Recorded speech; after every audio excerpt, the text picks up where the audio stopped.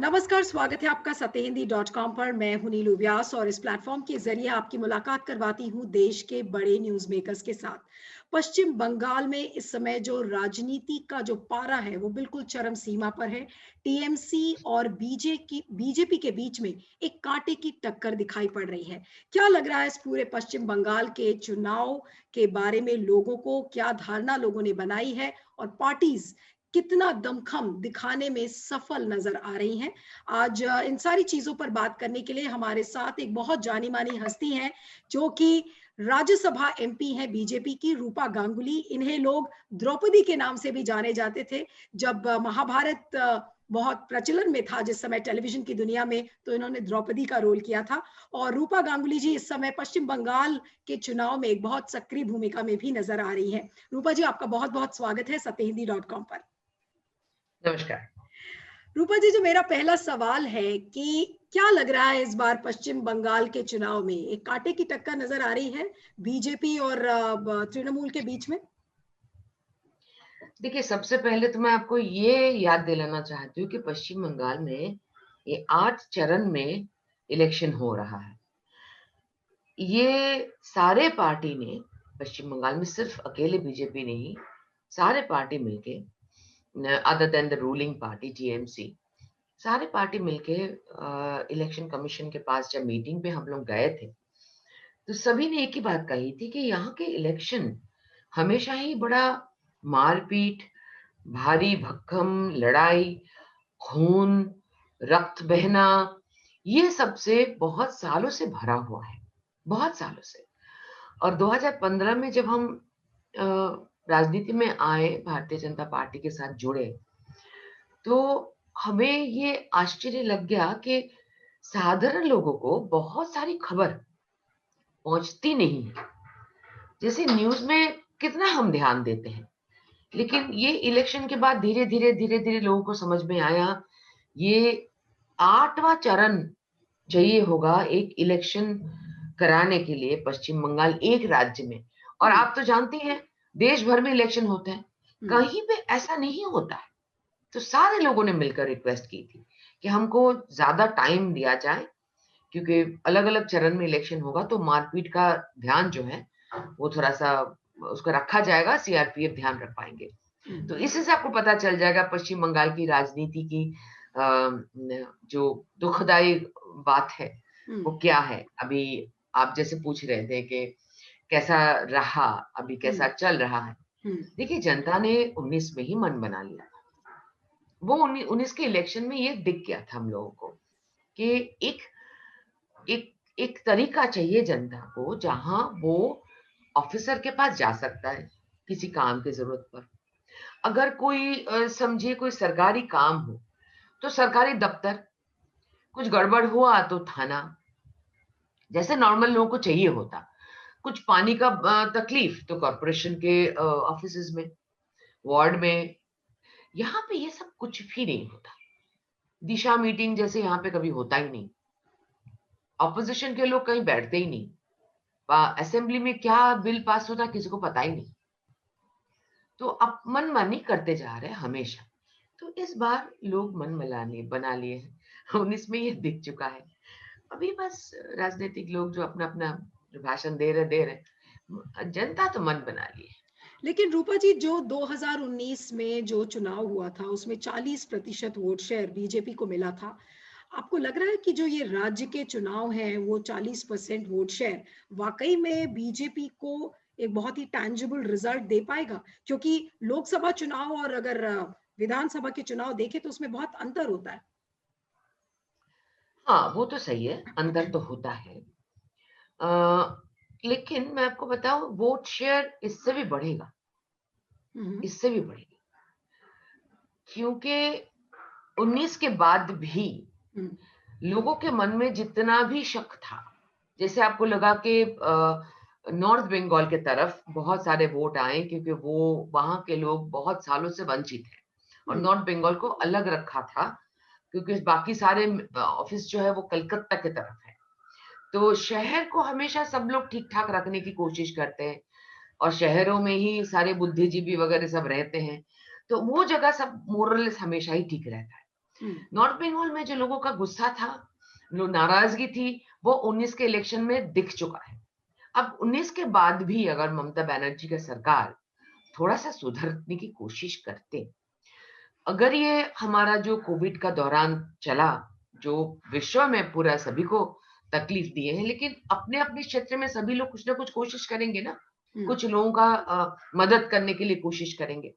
वो मदद अगर ठीक ठाक होने देते, इस जैसे अम्फान जैसे इतना बड़ा तूफान आया, वो तूफान में अगर लोगों की मदद सही तरीके से मिल जाती, अगर ममता की सरकार अच्छे से उनको देखभाल कर लेते, तो शायद वोट परसेंटेज, क्या स्टेट इलेक्शन, क्या पार्लियामेंट इलेक्शन के फर्क के बारे में कोई अगर सवाल उठाते तो मैं मान लेती। लेकिन उसके बावजूद भी, 19 के इलेक्शन के बावजूद भी, इतने सीट्स खोने के बाद भी इन लोगों को वो चोरी और ये सब, ये आदत खत्म ही नहीं हुई। क्योंकि हमें जैसे लगा, मुझे खुद, मैंने गौर किया, मुझे लगा कि इन लोगों को लग रहा है कि उनके हाथ से सत्ता जा रहा है, अभी कुछ ही वक्त बाकी है, तो जितना हो सके सरकारी फंड अब जल्द से जल्द निपटा लो, अपनी जेब में भर लो। वो प्रक्रिया में वो लोग इतने ही लग गए कि 2 पैसा भी कोई छोड़ने के लिए नहीं तैयार था। तो और भी खराब तो परिस्थिति हो गया आप कह पश्चिम रही हैं बंगाल कि में। जो ममता बनर्जी की सरकार है उसके खिलाफ जो मुख्य आरोप है, जो एलिगेशंस बीजेपी लगाती है, वो भ्रष्टाचार का है कि जो सेंट्रल फंड्स आ रहे थे उनको उन्होंने इस्तेमाल नहीं किया, पश्चिम बंगाल में कोई सिस्टम नहीं बनाया, आप ये कह रही हैं? हाँ, किसी चीज का कोई सिस्टम नहीं है। हम्म। अगर अगर आपका कोई मामा, कोई बड़ा चाचा ना हो पश्चिम बंगाल में जिनका कोई पॉलिटिकल कनेक्शन है हम्म। या पुलिस में कोई कनेक्शन है, तो आप कुछ नहीं कर पाओगे। आम जनता बेहाल परिस्थिति में, कोई आपको वेस्ट बंगाल के गवर्नमेंट साइट में प्रॉपर टाइम पे डिटेल कभी मिलेगा नहीं। जब ये कोविड चल रहा था, उसके बाद अम्फान भी चल रहा था, मैंने देखा कि कुछ बिल्स जैसे कॉर्पोरेशन बिल्स वगैरह, हम लोग को वो टाइम हो गया था कॉर्पोरेशन हम्म। बिल जमा करने का, तो महीनों भर। अब ये बताओ कैसे ये लोग परिचालना कैसे कर रहे हैं? कॉर्पोरेशन बिल तो जनता को भरना पड़ेगा, तो ऑनलाइन ही भरते थे, भरना पड़ेगा इस वक्त। पहले तो लाइन में वहां पे लगा के भरना पड़ता था कॉर्पोरेशन का, वो तैयार ही नहीं है। अब सरकार चला रहे हैं, उनको पता है कि कोविड का मौसम है, अभी कोविड का हालत है, अभी सबको जानकारी है कि अभी इस वक्त कॉर्पोरेशन बिल आने वाला है, तो इसको तैयार करके रखे ताकि जिनको कॉर्पोरेशन का बिल टाइम पे भरना है वो भर लेंगे। साइट तैयार ही नहीं है, महीने भर हमको, वो ऑनलाइन गए, साइट इज नॉट रेडी। तो सरकार चलाने का पद्धति उनको आता नहीं, they are not prepared, they are not anticipating a problem, they have not planned a road map कि ये करने के बाद ये होने वाला है। जैसे इस बार का अगर आप भाजपा का ये देखते हैं, संकल्प पत्र देखते हैं, आपको लगेगा कि बाढ़ का पश्चिम बंगाल में हर साल एक बाढ़ बहुत जबरदस्त होता है, कुछ 5-10 जगह है, बहुत भारी भरकम बाढ़ होता है। हम्म। तो कभी भी, 70 साल हो गए भाई, हम देश स्वाधीन हो गए, कभी भी इसका पूरा मैनेजमेंट केंद्र के साथ बैठ के एक फंड टीम बनाना, डिजास्टर मैनेजमेंट लोगों को तैयार करके रखना, ताकि कम से कम लोगों को तकलीफ हो, परेशानी हो, कम से कम घर नष्ट हो, कभी नहीं किया। लेकिन ये संकल्प पत्र में सबसे, आप लाइन पढ़ के देख लीजिए, वहां पे है बाढ़ को रोकने का और बाढ़ को संभालने का और उसको हैंडल करने के लिए फंड मतलब इमीडिएटली बन जाएगा। तो ये होता है तैयार रहना, ये लेकिन पश्चिम बंगाल सरकार जी, नहीं दिखाया। रूपा जी, जहां तक मैनिफेस्टो की बात है दोनों पार्टीज की, अगर टीएमसी की बात करें, पश्चिम बंगाल और बीजेपी की बात करें, बहुत ज्यादा अंतर उसमें नजर नहीं आ रहा है। लेकिन जो बीजेपी का यूएसपी है वो क्या है? क्योंकि बंगाल में बीजेपी एक आउटसाइडर पार्टी मानी जाती है, जो कि ऐसा परसेप्शन है बीजेपी के बारे में कि वो बंगाली लोगों से बहुत ज्यादा उसका तालमेल नहीं हो पाता है, जो पश्चिम बंगाल के जो लोग हैं, इसलिए उनको आउटसाइडर पार्टी कहा जाता है। तो कैसे दिल जीतने की कोशिश कर रहे हैं बंगाली वोटर्स का? देखिए, आउटसाइडर पार्टी कहा जाता है, ये ममता बनर्जी की नैरेटिव है। हम्म। अभी ये आउटसाइडर क्यों कहा जाता है, इसका एक और इतिहास भी है। क्योंकि हमेशा पश्चिम बंगाल को जिन लोगों ने चलाए हैं, उन लोगों ने, जैसे सीपीएम बोले पहले, कांग्रेस ऐसा नहीं करता था, सीपीएम बोले, उसके बाद टीएमसी, इन लोगों का एक मेन जो शक्ति है वो है केंद्र हमारा शत्रु है। अब देखिए, स्वाधीनता के बाद कोई शत्रु पक्ष, खास करके कोई शत्रु पक्ष देश में है नहीं। तो एक शत्रु चाहिए जो हमको हमेशा, हमको उनसे लड़ना है। तो ये बना के रखना, ये राजनीतिक रीजनल पार्टियों का ये बड़ा इंपॉर्टेंट मुद्दा रहता है हमेशा। इसी वजह से जनता को बहुत भारी भरकम दुख भी झेलने पड़े। और ये इसीलिए बहिरागत या बाहर के लोग ये सब कहा जाता है। लेकिन आप ये तो बताओ कि जनसंघ का जन्म तो श्यामा प्रसाद मुखर्जी के हाथ से हुआ, वो कलकत्ता के हैं। तो कैसे कोई कह सकता है? ये लॉजिक जो है ये कोई मानता नहीं है। ये लेकिन बस ये हाँ जी। तर्क में ममता बनर्जी के लोग या सीपीएम के कुछ लोग ऐसे कहते रहते हैं। और हिंदी भाषी, देखिए एक चीज है, पश्चिम बंगाल के हमेशा ही लोग कहते हैं कि हिंदी भाषी लोग हम सब हमारे बाहर है। लेकिन सच जो है वो ये मानने के लिए मानते हैं लेकिन स्वीकारते नहीं है कि अगर हिंदी भाषी सारे लोग जो भी हमारे पूरे देश में, पश्चिम बंगाल तो देश के बाहर नहीं है ना, पश्चिम बंगाल देश के अंदर ही है। और ये पश्चिम बंगाल के जितने सारे लोग पूरे भारत में अलग अलग जगह पे काम करते, अगर वो हिंदी भाषा उनको नहीं आएगा तो वो काम भी नहीं कर पाएंगे। अगर लेकिन रूपा सारे जी, जो काम करते हैं, जी, बोलिए, आ, उनको अगर आपको सब भगा दे अपने अपने राज्य से और सब बोले कि चल भाई तू पश्चिम बंगाल का लोग है, तू बोलता है हम बाहर ही हैं, तो तू सब चल पश्चिम बंगाल चल, तो क्या नहीं, होगा? रूपा जी, आपने लेकिन कहा कि ये जो रीजनल पार्टीज हैं ये केंद्र को अपना शत्रु मानती हैं, लेकिन इनका जो सोचना है, अगर आप इनके पर्सपेक्टिव से देखिए या इनके पॉइंट ऑफ व्यू से अगर कभी सोचे, तो उनका ये कहना है कि केंद्र इनके सारे लीडर्स को शांत कराने की कोशिश करता है। अभी हमने हाल में देखा कि कितने सारे टीएमसी के अफसर्स थे और जो इनके जो नेता थे उनके खिलाफ ईडी लगा दिया गया, इनकम टैक्स लगा दिया गया, उनको इंटेरोगेशन के लिए बुला दिया गया। तो कहीं ना कहीं केंद्र अननेसेसरी, आपको नहीं लग रहा है कि वो इंटरफियर कर रहा है? तो उनका जो डरना है, जो उनके फियर्स हैं, वो काफी लॉजिकल है कि केंद्र सरकार किसी भी तरीके से एन केन प्रकारेण तृणमूल कांग्रेस को चुप कराने की कोशिश कर रहा है, उसको शांत कराने की कोशिश कर रहा है। तो ये जो एलिगेशंस हैं टीएमसी के, आपको नहीं लग रहा कि ये वाजिब है? कैसे एक्सप्लेन करेंगी इसे? मैं आपको बताती हूँ। अगर हम एक इंसान हैं जो पॉलिटिशियन, पॉलिटिक्स में हैं, हम अगर गलत नहीं किए हैं तो हम इनको हमारे ऊपर डराने की कोशिश क्यों कहे जाएंगे? आप बताओ मुझे। आप चाहो, अगर मेरे ऊपर कोई एलिगेशन आप डालते हो, जैसे मेरे ऊपर बच्चा पचार का केस डाला हुआ है, सीआईडी ने डाला है, ममता सरकार के तरफ से उनको डाला, मेरे ऊपर डाला है, तो मैं तो आह्वान करती हूँ, आओ खुलासा करो ना। जो एजेंसीज हैं, जो इन्वेस्टिगेटिंग एजेंसीज है हर अलग किस्म के, उनका ये काम ही रहता है कि हमेशा उनको डिपेंड करता है, कोई ना कोई इन्वेस्टिगेशन के आपको इश्यूज आते जाएंगे, कुछ इंफॉर्मेशन आते जाएंगे, उसके ऊपर वो कार्रवाई चलता जाएगा। तो क्यों ना चले? आप मुझे ये बताओ, अगर मैं आम जनता हूं तो आप मेरे पास भेजो ना, कोई भी केंद्र संस्था के, कोई राज्य संस्था के, भेजो ना, कोई भेजो मुझे घर पे बिठा के, सवाल करो ना 10-10 घंटा, जो सवाल करना करो। आप ये तो बताओ कि हाँ, मतलब भर भर के स्कैम पश्चिम बंगाल में क्यों है? इतने कोयले का घोटाला, इतना गोल्ड गोल्ड बार का घोटाला, इतना बाली का माफिया, ये सब क्यों है पश्चिम बंगाल में? इतने सारे साल जो केंद्र से, सरकार से पैसा आया है, पैसा जनता तक, धरती तक उतरता क्यों नहीं है? इसीलिए तो उतरता नहीं है कि ये सारे लोग स्कैम करके बैठे हैं। अगर कोई स्कैम करके बैठता है, दिन भर उसमें अपना महल बनाता रहता है, उसके ऊपर अगर आप बोलोगे कि बाहर से एजेंसी आके आपको कर रहा है, तो आप खुद ही अपना सीआईडी को लगाओ, सारी डिटेल निकालने में मदद करो और साबित करो ना। जो सीबीआई केस आ रहा है, जो ईडी केस आ रहा है, आप सिर्फ गठन करो राज्य में बैठ के।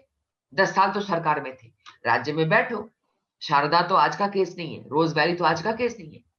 शारदा रोज वैली बहुत पुराना केस है, 9 साल से चल रहा है ये।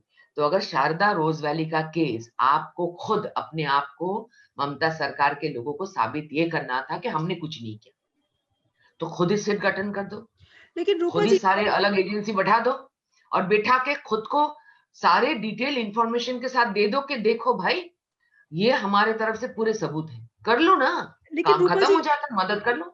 रूपा जी आप सही कह रही हैं, लेकिन जब भ्रष्टाचार का मुद्दा बीजेपी उठाती है तो बीजेपी के ऊपर जो उंगलियां उठती हैं वो ये है कि बीजेपी जो भ्रष्टाचारी लोग हैं वो उनको अपने पार्टी में शामिल कर लेती है, और फिर उसके बाद उन उन लीडर्स के, तृणमूल कांग्रेस के वो लीडर्स बिल्कुल, उनके जितने भी दाग है वो साफ हो जाते हैं। तो ऐसा क्यों है कि जो भ्रष्टाचार का आरोप बीजेपी लगाती है, लेकिन बीजेपी जिन लोगों को इंडक्ट करती है अपने पार्टीज में दूसरे पार्टी से, और यहाँ पे मेरा इशारा तृणमूल कांग्रेस के लीडर से है, तो उनके दाग कैसे साफ हो जाते हैं फिर? साफ होने की बात नहीं है। आप मुझे बताओ, पहली बात, ये जो शारदा और रोजवैली ये सब केस जो शुरू हुआ था सुप्रीम हम्म। कोर्ट के हम्म। निर्देश पर, हम्म। ये बीजेपी ने नहीं केस शुरू किया था, ये केस शुरू किया था कांग्रेस ने।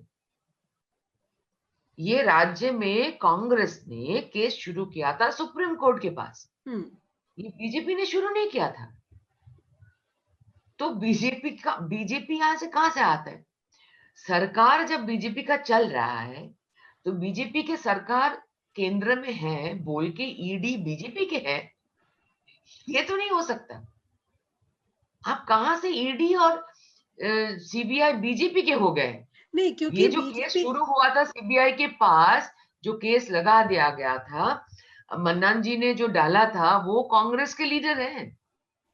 वो कांग्रेस के लीडर सीबीआई के पास दिया था। सीबीआई तब राज्य सरकार, बीजेपी का सरकार नहीं था तब। सीबीआई को जल्दी कराने के लिए ये केस सुप्रीम कोर्ट तक गया था। नहीं, लेकिन रूपा जी, जो जब भ्रष्टाचार का आरोप किसी पर लगता है, और बीजेपी का हमेशा से नारा रहा है, अभी नहीं 2014 से यही नारा रहा है हाँ, कि मैं ना खाऊंगा मैं ना आपकी खाने बात, दूंगा, तो इस टाइप हाँ, के लोगों को पार्टी में इंडक्ट करने से बीजेपी परहेज अपना क्यों नहीं व्यक्त करती है? अब मुकुल मैं रॉय आपको का बात, एग्जाम्पल ले लीजिए, मुकुल रॉय का नाम था अच्छा, स्कैम में, लेकिन वो पार्टी में शामिल हो गए। शुभेंदु अधिकारी बिल्कुल, को देख लीजिए, वो भी एक जीता जागता एग्जाम्पल है। तो बिल्कुल, सारे ही लीडर्स आज बीजेपी में नजर आ रहे हैं। मैं बिल्कुल आपकी बात से सहमत हूँ, लेकिन आप ये भी गौर करिए कि मुकुल रॉय को बीजेपी पार्टी में ज्वाइन करने के बाद भी कितने बार सीबीआई ने तलब किए हैं, बुलाए हैं ना सीबीआई ने। हम्म। अगर सीबीआई ने मुकुल रॉय को भी बुलाए हैं, तो कुणाल घोष को भी बुलाएंगे, बुलाएंगे कि नहीं? सभी को बुलाएंगे। तो मैं तो यही कहूंगी कि जिनके जिनके बारे में जो जो रिपोर्ट आता जाएगा, उनको उनको उस वक्त बुलाया जाएगा, बुलाया जाएगा। मुकुल रॉय को बुलाया नहीं, ऐसा तो नहीं है ना? बाद बीजेपी में घुसने के बाद भी 4 बार 5 बार बुला चुके हैं। हम्म। तो सिंपल बात है ये। नहीं, लेकिन जो ये धारणा है, जो धारणा लोगों की बनी हुई है कि अगर आप बीजेपी में शामिल हो जाएंगे तो ठीक है, आपको बुलाया जाएगा, सीबीआई आपसे तलब करेगा, लेकिन आपका बाल बाका नहीं हो सकता, क्योंकि केंद्र सरकार का हाथ आपके सिर पर है। देखो, आप जिस तरह से सोचना चाहते हो, उस तरह से कोई भी सोच मैं एक सकता है। परसेप्शन की बात कर रही हूँ मैम, आप मुझे करेक्ट कर सकती हैं अगर मेरा आपको परसेप्शन, देखिए, स्टेटमेंट गलत लगे। परसेप्शन आप जैसे भी कर सकते हैं। जैसे अगर मैं एक आर्टिस्ट हूँ, हम्म। तो आपको ये लग सकता है, अरे भाई आर्टिस्ट है, वो सजे धजे घूमती है, वो बड़े बड़ी फैशनेबल है, उनको घर पे झाड़ू मारना आता नहीं, बर्तन धोना आता नहीं, घर का कोई काम उनको आता ही नहीं होगा, वो तो पैरों पे पैर उठा के बैठी रहती है। तो परसेप्शन कोई भी कुछ भी बना सकता है, किसी के बारे में बना सकता है। इसको तोड़ने की कोशिश में हम ज्यादा टाइम वेस्ट नहीं कर सकते। हम लोग को इतना ही काम है, जो जो अच्छा काम है, जो सकारात्मक काम है, विच इज पॉजिटिव वर्क, हम उसी में अगर ज्यादा ध्यान दें, तो हमारा एनर्जी जो है उसी में ज्यादा जाएगा, उसी में ज्यादा खर्चा होगा। लेकिन खाम परसेप्शन बैटल में इस समय कौन आपको आगे लग रहा है, बीजेपी या तृणमूल? देखिए, पश्चिम बंगाल की जनता को मैं बाकी भारत के बारे में मुझे कुछ मत पूछिए। मैं पश्चिम बंगाल में जीती हूँ, वहीं पे मरना चाहूंगी, मेरे पश्चिम बंगाली हृदय में है। नहीं, पश्चिम बंगाल के पश्चिम बंगाल के परसेप्शन की बारे में बात अगर करें, मैं चुनाव से कहती हूँ, रिलेटेड। हम्म। आप मुझे ये बताओ, परसेप्शन, परसेप्शन कैसे भी हो, क्या भी हो, कौन कान में क्या भी डाले, हम्म। आप मुझे जो भी बोल दो, जैसे भी कर दो। ये तीनों सरकार जो थे इतने सालों से, कोई क्या 70 साल बीतने के बाद भी पूछा था कि तुम्हारे घर पे गांव में बिजली नहीं है क्यों? तुम्हारे गांव में चौबीसों घंटा जो स्कूल वगैरह थोड़ा थोड़ा चलता है, कुछ जो जो यहाँ पे इलेक्ट्रिसिटी है, वो सारे जनरेटर में तेल जलाकर, केरोसिन तेल से जलाकर, और कटा हुआ तेल बोलता है उसको, जला हुआ तेल को जलाकर दिन भर जितना घर लाइट वाइट चाहिए होता है वो चलता है। स्कूल वगैरह में चलता होगा कुछ कुछ जगह। इतने 70 साल के बाद भी आप परसेप्शन की बात कर रहे हो। 70 साल तक ये लोगों ने वो कटा हुआ तेल से जलता हुआ जनरेटर से इन लोगों का थोड़ा सा काम चला। तो आप मुझे बताओ कि परसेप्शन कहाँ तक, किसके परसेप्शन से किसकी भूख खत्म हुई है? किसके परसेप्शन से, कौन से परसेप्शन से इतने लोगों के, लाखों लोगों के घर बने हैं? ये आपको सीधी बात, जो इंसान को जिंदगी में छोटी छोटी चीज चाहिए, एक सर के ऊपर एक छत, एक अच्छा सा साफ सुथरा बाथरूम। पश्चिम बंगाल में गांव गांव तो आप मेरे साथ चल के देखो, बच्चियों को, लड़कियों को खास करके रेल लाइन के बाजू में अंधेरे रहते रहते बाथरूम जाना पड़ता था। आदमी लोग तो चले जाते बाद में दिन में भी, लेकिन बच्चियों को और औरतों को अंधेरे रहते रहते बाथरूम जाना पड़ता, और पूरा दूसरे अंधेरा आने के बाद शाम तक अपेक्षा करना पड़ता कि कब शाम ढले और हम बाथरूम में जाए। आप इस परिस्थिति में आप अपने आप को 4 दिन रख के देख लो, उसके बाद आप 70 साल की हिसाब आप तब करोगे। एक एक मतलब लोगों के बाल पक गए, ऐसे झुर्रियां निकल गए हैं, जिंदगी खत्म हो गई है, तब जाके उनको लग रहा है कि चलो आज मरने से पहले मेरे सर के ऊपर एक छत में देख के जा रहा हूँ। जो वास्तु लोग हैं, हम जैसे लोग हैं, हमने तो खैर बना लिया अपना, मुझे कोई अपने लिए चिंता नहीं है, मेरे माँ बाप के लिए मैंने बना लिया। लेकिन बाकी जो लोग बना नहीं पाए, जो लोग बना लिए वो तो ठीक है, जो नहीं कर पाए उनके लिए कौन सोचा है? अभी तक कौन सोचा है? नहीं, आप बिल्कुल ठीक कह रही हैं। ये फंडामेंटल प्रॉब्लम्स हैं कि जहाँ पे औरतों के लिए बाथरूम्स नहीं हैं, स्कूल्स नहीं हैं, बिजली नहीं है। ये बेसिक मुद्दे हैं जिनके लिए बीजेपी इस समय काफी कुछ करने की कोशिश कर रही है, सोनार बांग्ला का सपना दिखा रही है। लेकिन अगर हम तृणमूल की बात करते हैं तो तृणमूल बीजेपी के एक माहौल की बात करता है कि दंगा बांग्ला की बात करता है कि अगर बीजेपी आएगी तो दंगे होंगे, बीजेपी आएगी तो ध्रुवीकरण होगा, पोलराइजेशन होगा, हिंदू मुस्लिम को डिवाइड किया जाएगा। इस तरीके के आरोप तमाम बीजेपी पर लगते हैं। तो क्या बीजेपी की यही स्ट्रैटेजी है पश्चिम बंगाल को जीतने की, कि हिंदू अपीजमेंट करो, मुस्लिम और हिंदू वोट को डिवाइड करो, कंसोलिडेट करो? Is that the politics which BJP is following in West Bengal? Is that the strategy? ये बीजेपी पहले दिन से हर जगह पे, आप मोदी जी की बात सुनो, हर जगह पे यही कहे हैं कि हमें सबका साथ, सबका विकास हमेशा ही चाहिए। हम्म। आप मुझे लिस्ट लगा लगा कर दिखाओ ना कि जिन लोगों को घर मिला है, हम्म। वो क्या हम उनमें से मुसलमान कम, हिंदू ज्यादा, ऐसा है क्या? हम्म। है क्या? प्रधानमंत्री आवास योजना में मुसलमान कम और हिंदू ज्यादा ऐसा हुआ है क्या? नहीं हुआ है। यहाँ पे हुआ है, कौन टीएमसी का वोटर है जो टीएमसी की दादागिरी के साथ इर्द गिर्द घूमते रहते, उनको मिलेगा। जो टीएमसी के साथ घूमेगा नहीं, उनको नहीं मिलेगा। ये नहीं होना हम्म। चाहिए। इस किस्म का डिवीजन भी तो खराब है। आपको कोई रेप करके चले जाए, एक बच्ची को, 5 साल की बच्ची को रेप करके चले जाए, या 5 से 75 तक चलता रहता है ये सब घटना। तो आप मुझे बताओ, उसको कोई सजा नहीं मिलेगा अगर वो टीएमसी के लोग हैं। वो हिंदू हो चाहे मुसलमान हो, हमको तो यही कहना है कि जो गलत करे उसको सजा दो। तो हम तो यही के चाहते हैं कि देखो, कुछ चीजें होनी चाहिए जिंदगी में, जो एक रूल होगा, एक विषय का सजा। हर दोष का सजा तो एक नहीं है, समान नहीं है, लेकिन एक किस्म का दोष का सजा सबके लिए समान होना चाहिए। कोई पार्टी का बैरियर नहीं दिखना चाहिए, कोई जाति धर्म का बैरियर नहीं दिखना चाहिए, कौन गरीब बड़े लोगों ने बैरियर नहीं दिखना चाहिए, कुछ नहीं दिखना चाहिए। गलती का सजा, सेम गलती का सजा सबके लिए सेम होना चाहिए। ये होना चाहिए कि नहीं होना चाहिए? नहीं, लेकिन मुस्लिम्स को बीजेपी कैसे रीच आउट इस समय कर रही है? क्योंकि एक आपने देखा है कि कांग्रेस और लेफ्ट फ्रंट है, एक आईएसएफ का फ्रंट है। तो ये जो जिस तरीके से मुस्लिम वोट्स को रीच आउट कर रहे हैं, तो बीजेपी की मुस्लिम्स को रीच आउट करने में क्या स्ट्रैटेजी है?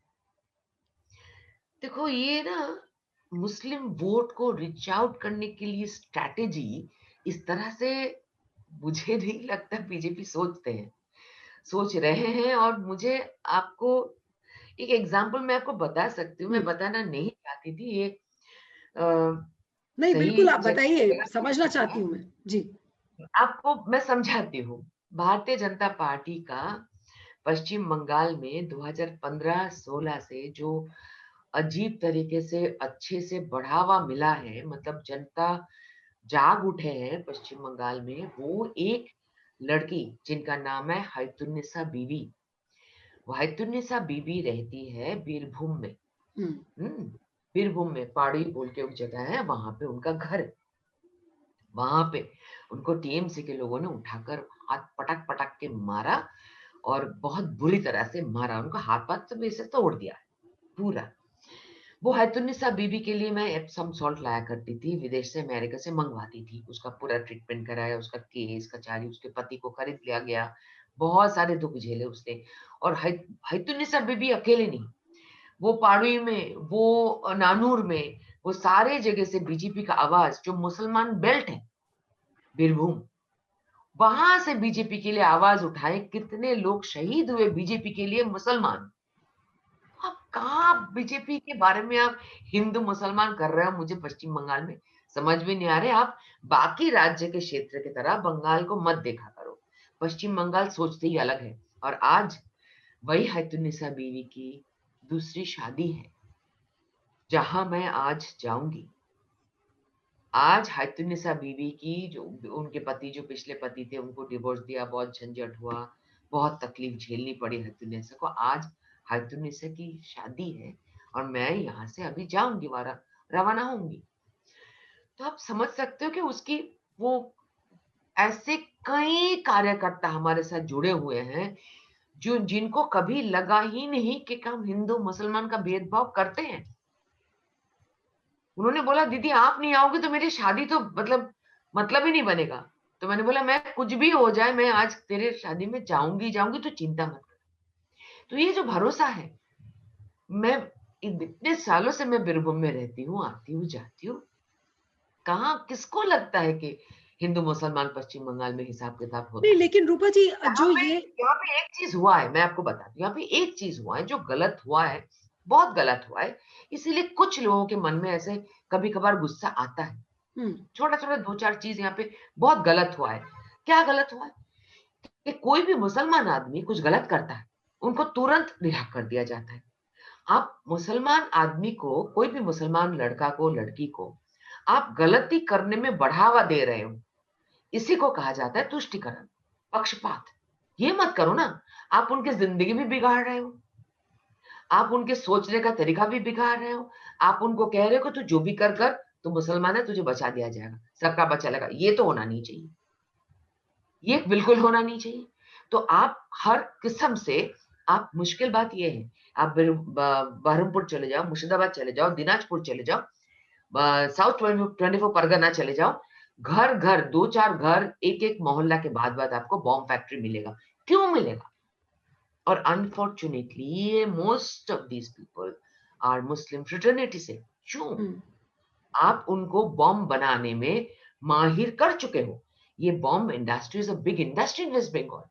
आप उनके बच्चे की जिंदगी खराब कर रहे हो, नहीं, लेकिन रूपा उनकी जी जो जिंदगी खराब कर नहीं, आप ये सही कह रही हैं, लेकिन जो मेरा सवाल है कि जो पूरा नैरेटिव है इस चुनाव का, वो ऐसा लग रहा है कि बीजेपी ये कोशिश कर रही है तृणमूल को प्रोजेक्ट करने में कि वो एक एंटी हिंदू पार्टी है। और जो पूरा नैरेटिव बन रहा है, वो हमने पहले कभी ऐसा पश्चिम बंगाल का चुनाव देखा ही नहीं, जहां पर लीडर्स स्टेज पर खड़े होकर चंडी पाठ कर रहे हो, या जो बीजेपी के लीडर्स हैं वो कलमा पढ़ रहे हो। तो ये क्या, आप इसे क्या एक नई स्टाइल ऑफ कैंपेन कहेंगे, या एक नया नैरेटिव है जो पश्चिम बंगाल के 2021 के चुनाव में दिख रहा है? आप मुझे ये बताओ, अगर महिला मुख्यमंत्री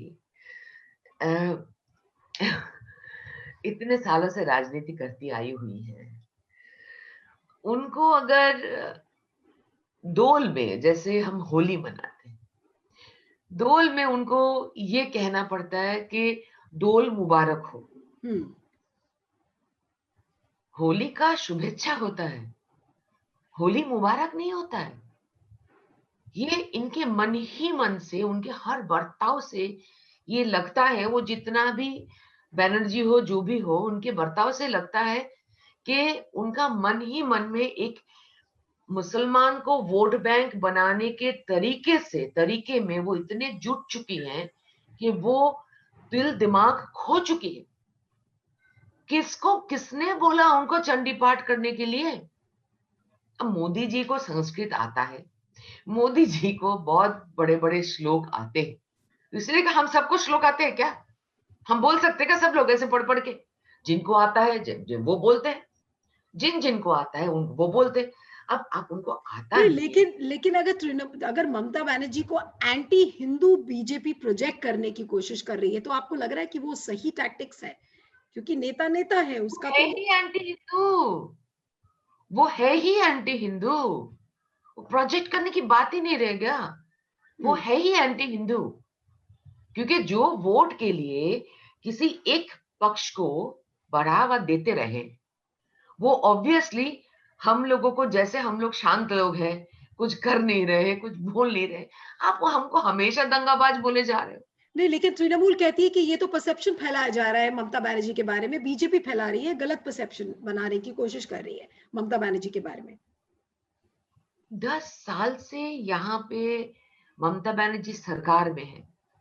आप 10 साल का हिसाब देखोगे, यहाँ पे कितने दंगे हुए हैं, कितने मारपीट हुए, कितने रायट हुए हैं हम्म। 10 साल में। आप हिसाब करके देखो, परेशान हो जाओगे। मतलब एक भी रेपिस्ट पकड़ा नहीं जाता अगर वो मुसलमान है, तो वो एंटी हिंदू है नहीं तो क्या है? वो उनको क्या, वो कंफ्यूज हो गई है। वो बीजेपी को मतलब हिंदू पार्टी की तरह देख लिया है। हम्म।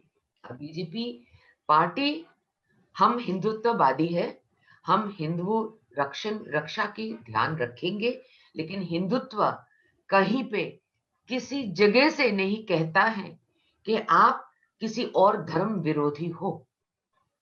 हिंदुत्व कहता है कि आप पक्षी को, वायु को, जल को उसी तरह सभी को देवता मानो, क्योंकि वही सभी आपके विश्व को जिंदा रखा है।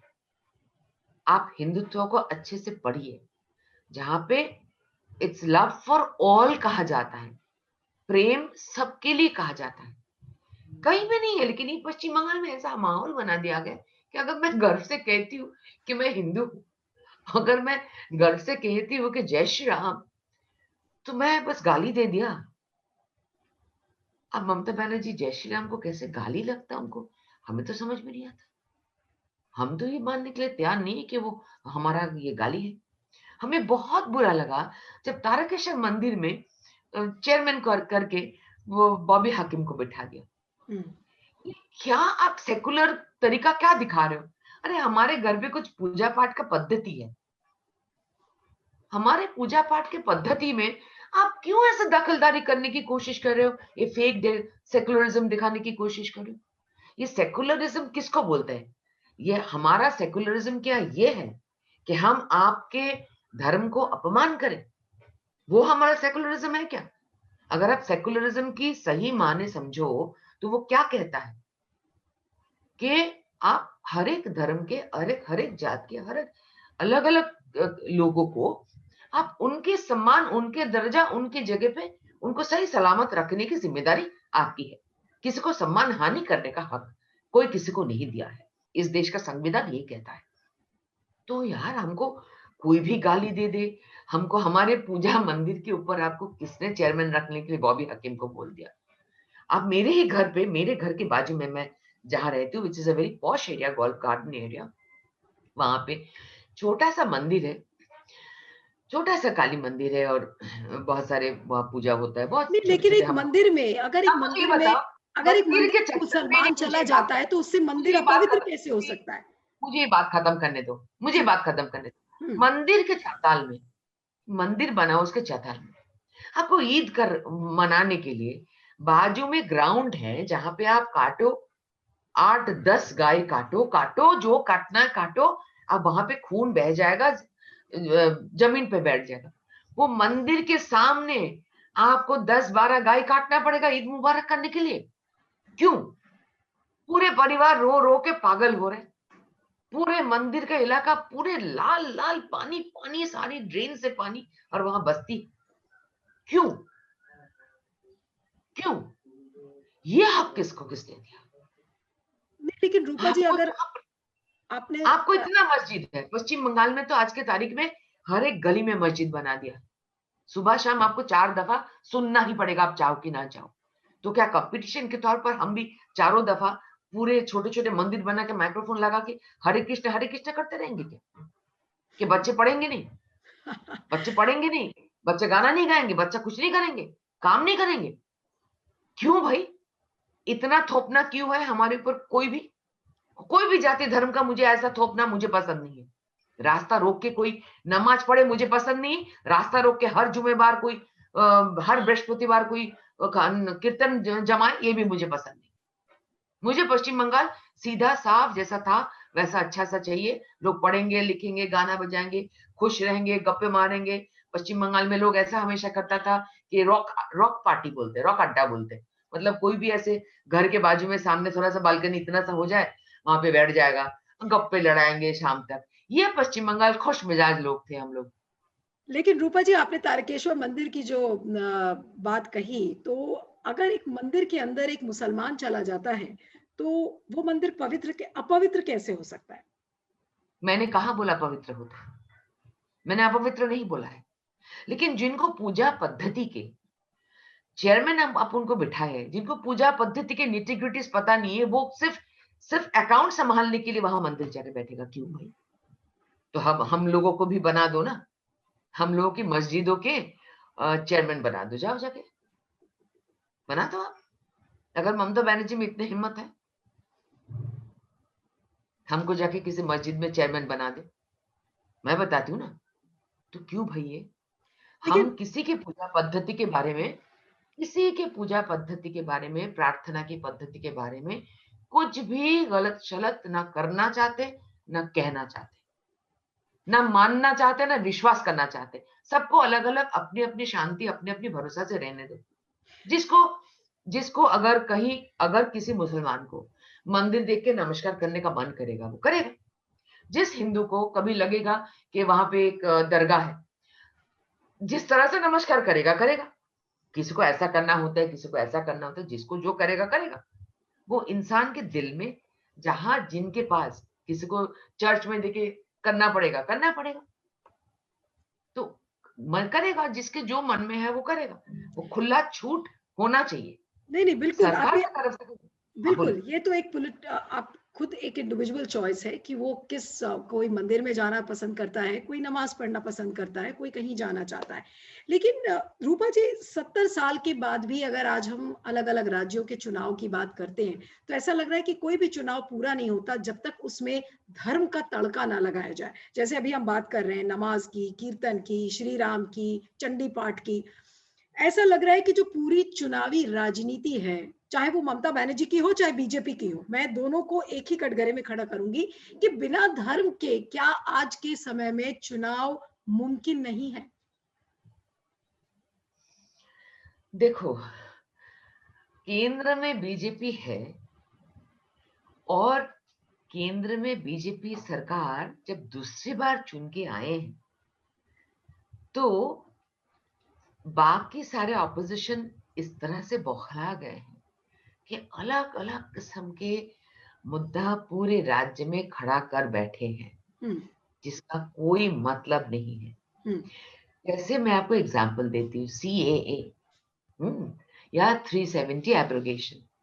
आप मुझे बताओ, कश्मीर को, जम्मू कश्मीर को छुटकारा देना, और पूरे ऐसे 370 से, हम्म। और पूरे भारत के सारे सुविधा जम्मू कश्मीर को पहुंचाना, ये तो सारे देश का ही मन था। जम्मू कश्मीर को हमारे देश का ही पार्ट है। तो फिर भी उसको लेकर हिंदू मुसलमान करने पे सब लोग उतर गए। तो हमारा कहना है कि यहाँ पे सीएए आप पकड़ लो। CAA is about infiltrators. Infiltrators को आप देश में ना पकड़ पा रहे हो और ना ही आप देश में वो गलत कर रहे हैं, जैसे सूती में कुछ दिन, 2-2 दिन, 4-4 दिन बाद या बॉम्ब और ये आग्नेयास्त्र जो होता है, गन्स वगैरह पता पकड़ पकड़ जाते हैं यहाँ पे। तो ना इनका पकड़ पाते हो क्योंकि ये यहाँ पे चाशी बन के रह रहे हैं, पश्चिम बंगाल की बात करो, यहाँ फार्मर बन के रह रहे हैं और चले जाते हैं पतली गली से बांग्लादेश बॉर्डर क्रॉस करके और वहां का पासपोर्ट होल्डर है, वहां का डिटेल होल्डर है, आइडेंटिटी होल्डर है और नहीं यहाँ भी लेकिन एक डबल बना के बैठ गए। आपने तो आप ये देखो, मैं आपको ये बताती हूँ, सीएए देश के लिए जरूरी क्यों है? क्योंकि पाकिस्तान से बहुत सारे लोग बांग्लादेश में होकर ये लोग यहाँ घुस रहे हैं और बांग्लादेश सरकार भी पश्चिम बंगाल सरकार के पास रिक्वेस्ट की है कि यहाँ पे जो जैसे लोग हैं, अगर आपको पता चले तो हमको हमारे पास सजा के नहीं, लिए लेकिन भेजे। रूपा जी जहां तक सीए का कर सवाल नहीं है, पा रही बांग्लादेश सरकार भी। नहीं नहीं, जो सीए का सवाल है, सीए में तो ऐसा लग रहा है कि बीजेपी का दो चेहरा नजर आ रहा है। आप पश्चिम बंगाल में आपने कहा कि आप सीए को इम्प्लीमेंट करेंगे, पहले कैबिनेट मीटिंग में इम्प्लीमेंट करेंगे, लेकिन कल असम का जब मैनिफेस्टो आया है तो उसमें सीए का कहीं मेंशन ही नहीं है, बल्कि जेपी नड्डा ने जी तो ये कहा कि भाई देखिए करेक्टेड हम एनआरसी लेकर आएंगे। तो कहीं ना कहीं वहां पर सीए को कोल्ड स्टोरेज में रखने की बात कही जा रही है। तो जो सीए इम्प्लीमेंटेबल है वेस्ट बंगाल में, वो बाकी राज्यों में क्यों नहीं है? ये बीजेपी का दोहरा रवैया क्यों नजर आ रहा है? देखिए, ये दोहरा रवैया नहीं है। आपको ये समझना पड़ेगा कि कौन-कौन राज्य में क्या-क्या चीज़ों की ज़्यादा ज़रूरत है। हम्म। आप अगर आप अगर बोलते हो कि आपको उत्तर प्रदेश में, एग्ज़ाम्पल दे रही हूँ आपको, नहीं, एक सिंपल इन्फिल्ट्रेशन सा तो असम एग्ज़ाम्पल, में भी है रूपा जी, इन्फिल्ट्रेशन तो असम में भी है, बहुत भारी भारी संख्या करेक्ट, में है। भारी संख्या में। असम के लोग जिस तरह से माँग रहे हैं, असम के जनता की माँग से अभी सीएए होगा, एनआरसी होगा, वो जनता जिस दिन बोलेंगे उसी दिन हम शुरू कर देंगे। एवरीथिंग आपको समझना पड़ेगा। हमारा जो मैनिफेस्टो भी बना है ना, ये हम्म। पश्चिम बंगाल के मैनिफेस्टो जो बना है, बहुत जनता के पास वो छूट दिया गया था कि आप लोग बताओ, इन्फॉर्म करो। एक-एक सिंपल एग्ज़ाम्पल से आपको दे रही हूँ कि अलग-अलग राज्य के चुनाव के हिसाब से ये देश भारी भक्कम, आप इसको दिमाग में रखो कि पूरे देश अलग-अलग है। हम्म। कहाँ मतलब एक नॉर्थ थोड़ा-सा मेल-मिलाप होता है, फिर भी कहाँ सादर्न पार्ट ऑफ इंडिया के साथ, कहाँ ईस्टर्न पार्ट ऑफ इंडिया का, कहाँ से ना रीत-रिवाज से, ना खान-पान से, कहीं से हम मिलते नहीं हैं। लेकिन हम दिल से जुड़े हुए हैं क्योंकि हम भारत के वासी हैं। अगर आप सिंपल सा एग्ज़ाम्पल, मदर डेयरी पश्चिम बंगाल में एक बहुत बड़ा-सा संस्था था। वहाँ बहुत बड़ा-सा मिल्क प्रोड्यूसिंग संस्था था। मदर मदर डेयरी को खत्म किया गया यहाँ पे भर-भग के। तो मदर डेयरी के लिए यहाँ या ऐसे और भी जो संस्थाएँ हैं जो मिल्क प्रोड्यूसिंग संस्था, यहाँ पे जिनको यहाँ पे बढ़ावा देने की ज़रूरत है, उतना बढ़ावा उत्तर प्रदेश में अभी के क्या चाहिए? आज की तारीख में वो चाहिए क्या? नहीं है। उत्तर प्रदेश में भारी भरकम इसका मतलब व्यवस्था हो चुका है। तो जो साल में, जो वक़्त में, जो इलेक्शन के टाइम पर जो जो चीज़ लोगों की ज़रूरत है, जिस वक़्त की जो चीज़ की ज़रूरत है, उसी वक़्त के ऊपर ही तो वो मैनिफेस्टो बनाया जाएगा, उसी वक़्त के ऊपर ही तो रिक्वायरमेंट बनाई जाएगी। तो आपको तो ये भी जनता को समझाना पड़ेगा, जनता को भी समझना पड़ेगा कि आज हम हमारे लिए क्या ज़रूरी है। अभी के लिए हमारे लिए क्या ज़रूरी है। जो ज़रूरी है, उसी के लिए, उसी के बलबूते पर ही तो मैनिफेस्टो बनेगा। उसी के मैनिफेस्टो होता क्या है? लोगों की जो रिक्वायरमेंट है, जी। उसी को इकट्ठा करके बनाया जाता है। रूपा जी, मेरे बस एक दो सवाल और रह गए हैं और उसके बाद मुझे पता है आपको जाना भी है। और मेरा जो एक और सवाल है बीजेपी की रणनीति को देखकर कि जो बीजेपी के पास ऐसा लग रहा है कि चेहरे नहीं है, क्योंकि आपने जितने भी लोगों को देखा है, चाहे वो शुभेंदु अधिकारी हो, चाहे मुकुल रॉय हो, फिर और भी राजीव बैनर्जी हो, ये सारे वो लोग हैं जो आज तृणमूल छोड़कर बीजेपी में आए हैं। तो क्या बीजेपी के पास चेहरे नहीं है? बार बार इस बात को कहा जा रहा है कि ममता बनर्जी को अगर कोई टक्कर देगा बीजेपी की तरफ से तो वो कौन है, कौन सा वो चेहरा होगा? और बीजेपी को बोरोड जनता पार्टी लोग कह रहे हैं कि आप उधार में आप बाकी पार्टीज से लोगों को लेकर बीजेपी इंडक्ट कर रही है अपनी पार्टी में। नहीं, क्या हुआ है मैं आपको बता रहा हूँ। बहुत सारे लोग बहुत दिनों से ममता के सरकार के टीम में जो है, हम्म। आज भी जो ममता के टीम में बैठे हैं ना, आज भी जो ममता के टीम में बैठे हैं, उनमें से मैं नाम नहीं बताऊंगी, उनमें से कई लोग बहुत सालों से स्ट्रेटेजी बना के रखे थे, जो है एग्जिट स्ट्रेटेजी। लोग थक गए। पश्चिम बंगाल सरकार में ना, देखो जो भी राजनीति में आते हैं, उनका कुछ ना कुछ मैं 5% छोड़ देती हूँ। 5% 10% हमेशा ही छोड़ना चाहिए किसी भी विषय में बात करने के लिए, हम्म, क्योंकि कुछ भी चीज 100% नहीं होता। लेकिन जो इंसान राजनीति में आते हैं, कुछ ना कुछ सपना लेकर आते हैं, राजनीति में कुछ हद तक बड़े हुए हैं, उनको अपने जो टीम है उनको जवाब देना पड़ता है। आज शुभेंदु बोली या जो भी लोग इस दल छोड़ के आए हैं, उनको कई सालों से उनको ये समझना पड़ रहा है, जब आयुष्मान भारत यहाँ पे लागू हो या पूरे भारत में लागू हो चुका है। और शुभेंदु फॉर एग्जाम्पल, मैं एक एग्जाम्पल ले रही हूँ, ओके, वन एग्जाम्पल का नाम लेकर बह रही हूँ। शुभेंदु को भी तो, वो अधिकारी परिवार को भी तो, वो पूरे इलाका में जनता को ये जवाब देना पड़ रहा था ना, कि हमारे पास क्यों आयुष्मान भारत आप लागू नहीं करवा सकते हो अपनी दीदी से कहकर। एक एग्जाम्पल दे रही हूँ। जैसे एग्जाम्पल मैं और एक दे सकती हूँ, कि समझो ममता जी को जब पैर में चोट आई, तो वही नंदीग्राम में एक सुपर स्पेशलिटी हॉस्पिटल बोल के बना चुका है। वहां पे ब्लू एंड व्हाइट पेंटिंग कर चुके हैं अस्पताल में। हम्म, वो अस्पताल में इंफ्रास्ट्रक्चर कितनी हद तक है? पश्चिम बंगाल में कोई भी इंफ्रास्ट्रक्चर अस्पतालों का अच्छे से क्यों नहीं बनने दिया जा रहा है? सिर्फ जो मेडिकल इंस्ट्रूमेंट्स है, कीमती कीमती मशीन्स है, वो खरीदने के लिए जो है उसका कॉन्ट्रैक्ट का पैसा मिल जाता है। वहां तक ही कॉन्ट्रैक्ट का पैसा तक बस, ठीक है। चलाएगा कौन, कोई नहीं जानता। पढ़ पढ़ के सड़ जाएगा यंत्र, कोई नहीं फिक्र है। तो हर एक नेता को भी लोगों को लगता होगा, बहुत दिनों से लग रहा है, आज नहीं। देखिए बीजेपी स्ट्रांग हो रहा था तभी ये लोग आने लगे, क्योंकि वो राजनीतिक लोग हैं। उनको लग रहा था वो हम जैसे नहीं है कि चलो कूद पड़ो खाली मैदान पे। तो मैं मोरलेस खाली मैदान पे कूद पड़ी थी। सब लोग मेरे जैसे नहीं है कि दुनिया भर की सारी चीज नहीं, टेक पे लेकिन लगाकर रूपा कूद जी, पड़ा। चीफ मिनिस्टर कौन होगा? ममता बनर्जी को टक्कर देने के लिए बीजेपी के पास मुख्यमंत्री का चेहरा कौन होगा? क्या बीजेपी ने ये डिसाइड कर लिया है, या फिर जब चुनाव के रिजल्ट्स आएंगे उसके बाद डिसाइड होगा? देखिए ये सवाल जो आपने किया नीलू, ये बिल्कुल मतलब मेरे दूर दूर का, मैं इलेक्शन कमेटी में नहीं हूँ। हम्म, मैं इलेक्शन लड़ नहीं रही हूँ। मैं इलेक्शन क्या बोलते हैं, जो सिलेक्शन का टीम होता है, कैंडिडेचर का टीम होता है, उसमें नहीं हूँ। मैं राज्य सरकार के, राज्य सरकार नहीं, भारतीय जनता पार्टी के राज्य टीम है, उसमें नहीं हूँ। मैं भारतीय जनता पार्टी केंद्र की कोई टीम है, जो इलेक्शन मैनेजमेंट टीम है, ये है वो है, कहीं इसमें नहीं हूँ। संगठन में मैं कहीं पे नहीं हूँ। I am just Rajya Sabha member of parliament. जो जिम्मेदारी मुझे दी गई है मैं वो काम करती हूँ। आप लोग मुझे प्यार करते हो, पसंद करते हो, इसलिए मुझे आप लोग इंटरव्यू के लिए बुलाते हो।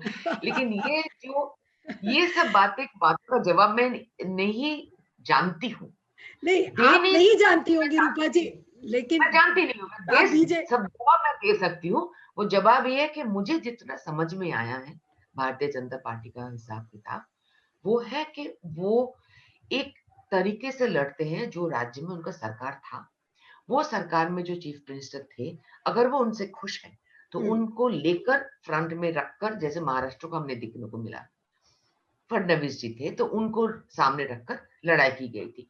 अब जो राज्य में कोई नहीं था, जैसे बिहार में पूरे भाजपा एक साथ एनडीए के साथ लड़े, हम्म, लेकिन बिहार में वही जो सीएम थे वही सीएम रह गए, उन्हीं को रखा गया है।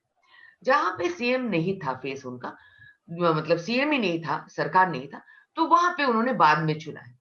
तो ये क्या, पश्चिम बंगाल के इलेक्शन में किस तरह से वो चुन रहे हैं, क्या प्लान कर रहे हैं, वो जिन लोग पदाधिकारी हैं आप उनको पूछ सकते हैं। मैं इसके बारे में कोई जानकारी नहीं रखती, लेकिन मैं इतना बताना सकती हूँ, यहाँ का आज पश्चिम बंगाल का चेहरा एक ही है, वो है मोदी। पश्चिम बंगाल में कोई भी जाए, चाहे हम तो ये लोग ऐसे मोदी, भागदौड़। तो आप कह रही हैं कि ये मोदी बनाम ममता की लड़ाई है बीजेपी के लिए, पश्चिम बंगाल का जो चुनाव है? भारत में ही मोदी बनाम सबका लड़ाई, सिर्फ पश्चिम बंगाल नहीं है। ये मोदी बनाम बस बाकी अपोजिशन का लड़ाई। लेकिन आपको अब नहीं लग पानी रहा भी है कि नहीं मिलता, जी, अब अगर कॉर्पोरेशन का पानी भी नहीं मिलता, तो भी मोदी को ही गाली देते नहीं लोग। नहीं, लेकिन रूपा जी आपको नहीं तो लग रहा है कि पश्चिम बंगाल में बीजेपी की एक साख की भी लड़ाई है? क्योंकि जिस तरीके से ममता बनर्जी ने बीजेपी को अभी तक काउंटर किया है, और या तो महाराष्ट्र में फिर उद्धव ठाकरे जी दिखते हैं कि बीजेपी को बिल्कुल मुंह तोड़ जवाब देने की वो कोशिश करते हैं, तो आपको नहीं लग रहा है कि पश्चिम बंगाल बीजेपी के लिए उसकी साख की भी एक लड़ाई है? देखिए, लड़ाई तो तगड़ा है, मैं मानती हूँ। लड़ाई कठिन भी है, मानती हूँ। लड़ाई जितना कठिन हो उतना ही कोशिश सख्ती से और तगड़े से होना चाहिए। हम्म। वो भी हम सब करेंगे। लेकिन फाइनली मैं एक शब्द कहकर इससे मतलब खत्म करना चाहूंगी कि पॉलिटिकल लड़ाई एक चीज है, भाषण का लड़ाई दूसरा चीज है। लेकिन जनता को बचाएगा कौन और दिखेगा कौन, ध्यान रखेगा कौन? ये 70 साल में पश्चिम बंगाल में एक बार भी किसी ने जनता के लिए अच्छा सच तरीके से दिल से सोचा नहीं है। इसीलिए इतनी भारी भक्कम मारपीट आज भी चलता है सत्ता पे रहने के लिए। सत्ता पे रहना पश्चिम बंगाल में ऐसा हालत हो चुका है कि ये हमको इतना टफ लड़ाई दे रहे हैं, मैं मानती हूँ। लेकिन सत्ता पे रहकर 70 साल के बाद भी आप इलेक्ट्रिसिटी नहीं पहुंचा पाते हो एक गांव में, एक पश्चिम बंगाल जैसे राज्य में, इतना सा राज्य में, तो आप सत्ता पे रहकर क्या करोगे? किया क्या है इतने सालों से? सभी के पास मेरा एक ही सवाल है। नहीं रूपा जी, आप एक ठीक कह रही हैं। एक वो इसीलिए नहीं बोल रही हूँ। देखिए, हाँ। मुझे कभी-कभी ना बीच में लगता है, बीच में कभी-कभी लगता है कि धत तरीका पॉलिटिक्स छोड़ दूँ। क्योंकि पॉलिटिक्स छोड़ने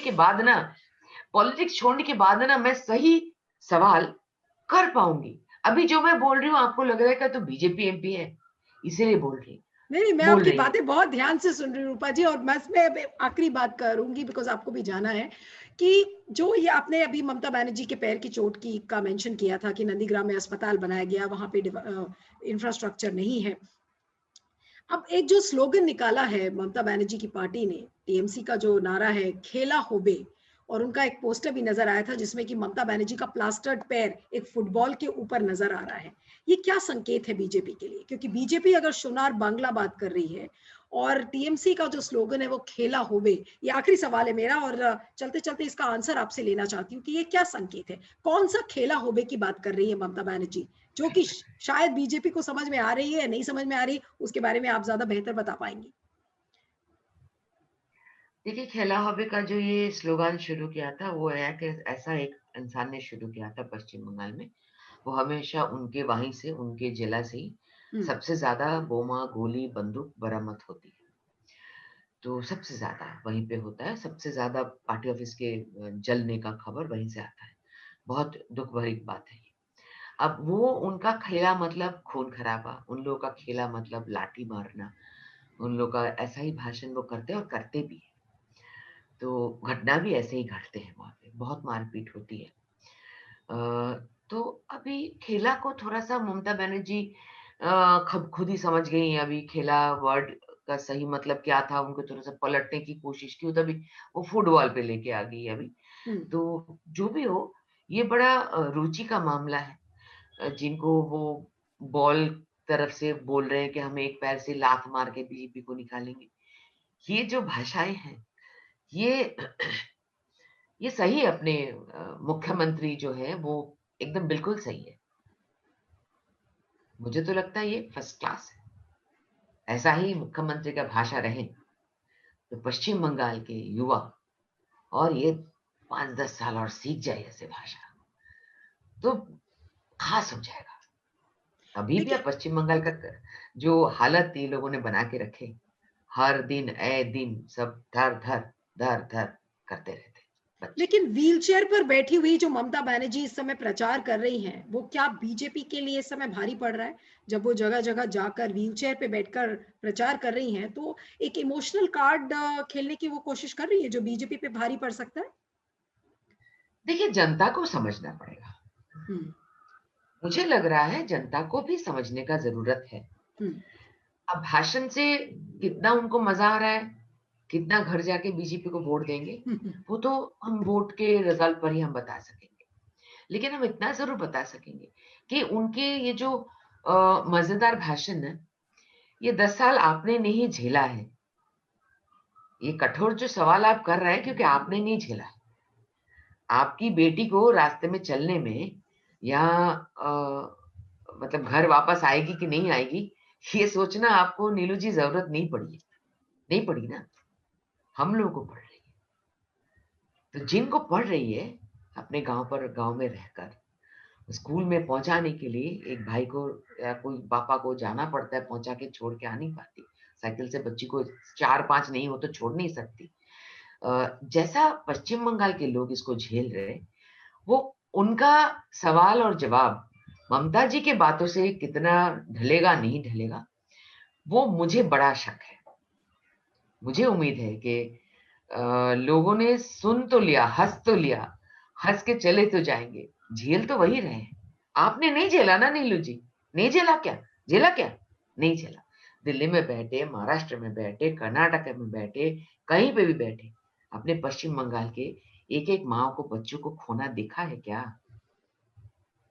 अभी जो किसका बच्चा मरा, किसका बच्चा हाथ टूटा, किसके गले पे टांग के मार दिया गया, वो सीपीएम के है, टीएमसी के है, बीजेपी के है, ये सब हम हिसाब किताब करते रहे।